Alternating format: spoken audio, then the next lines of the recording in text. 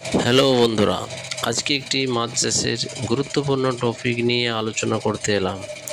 এটি হলো শীতকালে বা ঠান্ডার সময় মাছ জলের উপরে এসে অক্সিজেন নেয় এবং ধীর গতিতে চলাফেরা করে।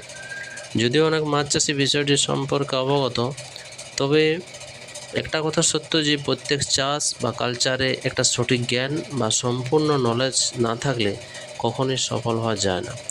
বর্তমানে মাছ চাষ একটা কঠিন পর্যায়ে এসে পৌঁছেছে, যেখানে ইনভেস্ট প্রচুর করতে হয় আর রিস্ক অনেক বেশি থাকে। তাই বন্ধুরা, সঠিক জ্ঞান না থাকলে মাছ বা যে কোনো কালচারে সফল হওয়া যায় না। এই ভিডিওতে দেখতে পাচ্ছ কিভাবে মাছ পুকুরের ছোট ডোবার পাড়ে বা সাইড এসে জমা হচ্ছে। যদি সঠিক পরিচর্যা না নেওয়া হয় তাহলে অবশ্যই মাছ খুব তাড়াতাড়ি মারা যাবে। তাই বন্ধুরা, এরকম যদি আপনাদেরও হয়ে থাকে তাহলে এই ভিডিওটা অবশ্যই আপনাদের জন্য। তাই বন্ধুরা, লাস্ট পর্যন্ত দেখুন আর সচেতন হয়ে যান।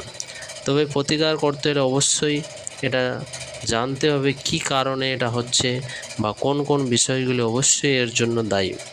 আপনারা জানেন এর মূল কারণ হলো অক্সিজেনের অভাব। ঠান্ডার সময় জলে দ্রবীভূত অক্সিজেন যেটা মাছ গ্রহণ করে সেটা শীতকালে অনেকটা কমে যায়, কারণ এই সময় তাপমাত্রা অনেকটা কম থাকায় জলাশয়ের যে উপরের স্তরের জলের স্তর তা দ্রুত ঠান্ডা হয়ে যায়। এছাড়া জলের যে ঘনত্ব প্রবাহ তা কিন্তু নিচের স্তরে পর্যন্ত পৌঁছাতে পারে না। এছাড়া পুকুরের তলদেশে জমা হওয়া অতিরিক্ত খাবার, মাছের মল ও অন্যান্য জৈব পদার্থ পচে গেলে তা জল থেকে প্রচুর অক্সিজেন শোষণ করে নেয়। এটাও কিন্তু একটা অন্যতম কারণ অক্সিজেন কমে যাওয়ার। এছাড়া পুকুরে থাকা যে ফাইটোপ্ল্যাঙ্কটন যেটা আমরা তৈরি করার জন্য দিনরাত মেহনত করি, পরিশ্রম করি, সেটাও কিন্তু এই অক্সিজেন কমে যাওয়ার একটা অন্যতম কারণ তারা দিনের বেলায় সালোক সংশ্লেষের মাধ্যমে অক্সিজেন তৈরি করে, কিন্তু রাতে আবার সেই অক্সিজেনটা তারা নিজেরাও গ্রহণ করে।